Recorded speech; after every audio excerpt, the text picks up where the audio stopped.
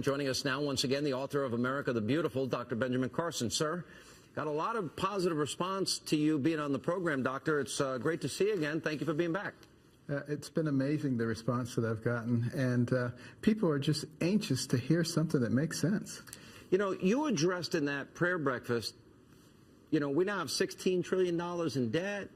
We're trying to cut, this year would be a $44 billion cut of $3.78 trillion.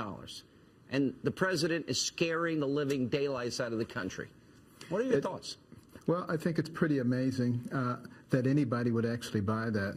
And I'm hoping that we can bring the educational level of the populace up to a point where they know a little bit about math and they recognize that that's such a small percentage. And of course, it's not going to change anything.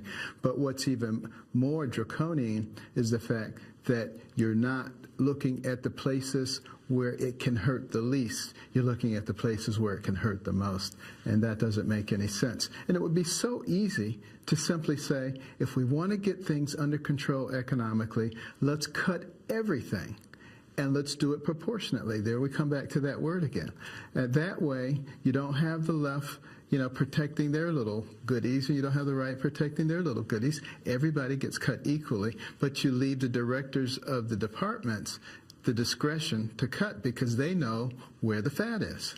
You know, Connie Mack was a congressman from Florida, and this is the plan I support, so we stop generational theft. The Mack Penny Plan. You cut 1 penny out of every dollar. We keep the budget where it was last year, cut 1 penny out of every dollar, across the board, everything. And you do that for 6 years and we balance the budget. And that makes a lot of sense. And 6 years goes by very quickly.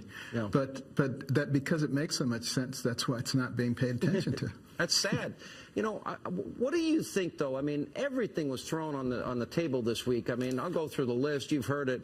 Meat cleaver approach, military readiness, early education, energy, medical, border patrol, FBI, criminals. The president said this week that you want to cut poor kids or do you want to cut from disabled kids?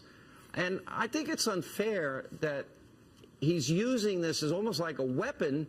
Yes. And yet he doesn't deal with the fact that we're breaking open these kids' piggy banks. Does that bother you as much as it does me? Well, the demagoguery is almost laughable if it weren't so tragic.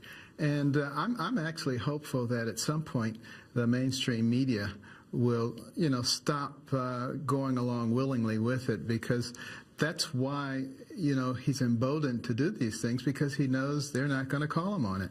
But, you know, some of the recent revelations with Bob Woodward and some others may give him pause. What did you think of the Bob Woodward issue this week? And it wasn't just Bob. There were a number of other people that came out and said, yeah, I kind of got intimidated, too. Well, it didn't surprise me because, you know, I've seen some things behind the scenes myself. And I just hope we get more people looking at this critically. All right, I want to ask you a question about your speech, something that went on behind the scenes when we get back. Welcome back to Hannity. We continue with Dr. Ben Carson. So you give this speech before the president was in the room, National Prayer Breakfast. It gets all of this publicity. And then we discover the White House wanted a copy of your speech, and they kept kind of haranguing you a little bit to get a copy of that. What happened? Well, that happened the last time that I was going to speak also. And, you know, I just simply told them that, you know, I don't have a copy of the speech because, you know, I don't speak from a script. You know, I don't use a teleprompter. You know, I'm a spontaneous speaker. And, you know, before I went to that prayer breakfast, I wasn't 100% sure what I was going to say. Yeah, so the extemporaneous, and you tell your story. Did you sense in any way that they were afraid because they knew maybe where you might be going and you didn't fully, completely agree with the president? Did you sense that they were trying to tell you, hey, the president's here, don't say anything that might offend them? It was more than an implication. I actually was asked to not offend the president.